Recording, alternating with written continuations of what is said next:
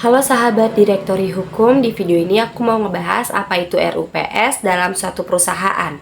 Rapat Umum Pemegang Saham atau RUPS ini merupakan lembaga tertinggi dan bagian dari perusahaan sebagai tempat para pemegang saham untuk mengambil keputusan penting yang kewenangannya ini tidak diberikan kepada Dewan Direksi maupun Dewan Komisaris dalam batas yang telah ditentukan oleh undang-undang atau anggaran dasar. RUPS ini juga sebagai tempat untuk memutuskan arah perseroan dan merupakan forum Dewan Komisaris serta Dewan Direksi untuk melaporkan dan bertanggung jawab terhadap pelaksanaan tugas serta kinerja kepada pemegang saham. Berdasarkan Undang-Undang Nomor 40 Tahun 2007 tentang perseroan terbatas, Rapat Umum Pemegang Saham atau RUPS adalah salah satu bagian yang ada di perusahaan selain direksi serta Dewan Komisaris. Keberadaan RUPS bisa diselenggarakan para direksi dengan menggunakan pemanggilan RUPS 1-10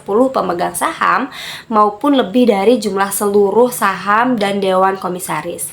RUPS ini memiliki kewenangan yang tidak akan diberikan kepada para direksi maupun Dewan Komisaris dalam batas yang memang telah ditentukan undang-undang maupun anggaran dasar, sehingga menjadi RUPS memiliki kedudukan tertinggi pada suatu perusahaan. Dalam kegiatan RUPS, para pemegang saham akan mendapatkan keterangan yang berhubungan dengan perusahaan yang nantinya akan dijelaskan oleh para direksi maupun Dewan Komisaris. Selain itu, pemegang saham dalam RUPS juga diberikan kebebasan untuk melakukan penyampaian pendapat terkait perusahaan berdasarkan laporan yang mereka dapatkan.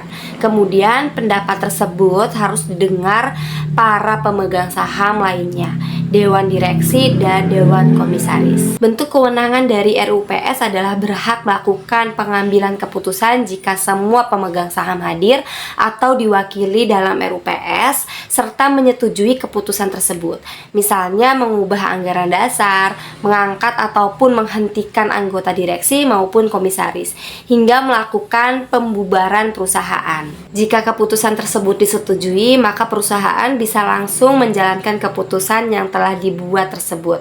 Hal tersebutlah yang menjadikan kewenangan RUPS ini memiliki kedudukan yang paling tinggi serta penting bagi perusahaan. RUPS ini dilakukan dalam dua macam. Yang pertama, RUPS tahunan untuk mengesahkan rencana kerja dan anggaran perusahaan.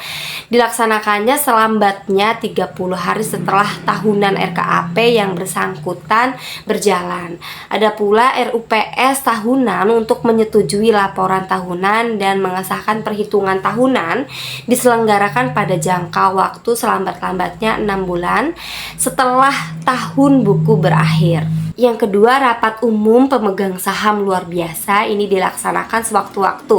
Berdasarkan kepentingan perusahaan, pelaksanaannya itu didahului dengan pemanggilan RUPS yang dilakukan sesuai dengan ketentuan yang berlaku.